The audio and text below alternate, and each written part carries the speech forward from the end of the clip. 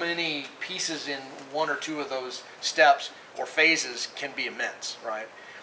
The other thing too that I think I should clarify is that a lot of people think about design as industrial design. So both Randall and I are trained and educated in the field of industrial design, but the design group is really multifaceted. So the design staff, we have folks that are industrial designers. I have user interface designers. I have graphic designers. On staff, we have packaging.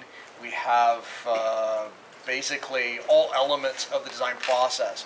So what it really allows us to do is, not unlike a consultancy working for a corporation, we're internal to that corporation and we touch on all those different pieces. So as you look in the back of the room, you see some stuff from Vivian Tam, or maybe the Beats Envy stuff that you see back there. What it allows us to do, because we have graphics and documentation and packaging part of our group, we can be holistic in our approach. So when we talk about Design Center, it's not just industrial design. The other thing too is it's really a multicultural staff. So who do we have on staff? Well, it really is kind of, if you will, to put it politically correct, maybe like the UN.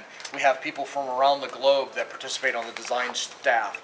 So whether you are in the Houston campus or the Cupertino campus or something like that, we have folks from Europe, we have folks from Latin America, we have folks from Asia, and it really is a melting pot. So when we talk about kind of design taste or styles, we want to think of things in a world perspective. Now, because HP is a US-based company, we'll always probably have maybe gravity towards maybe US style and design, but it's very important to recognize that when we look at our design staff and our approach, we always want to think from a world perspective.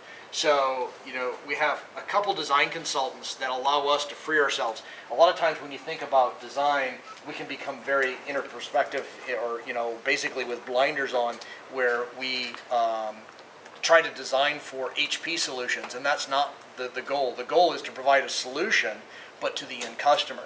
And to get that, I'd say, that very broad perspective and approach, it really requires us to leave the boundaries of HP, leave the mindset of HP, and many times bring in different agencies that help aid us in thinking in new ways.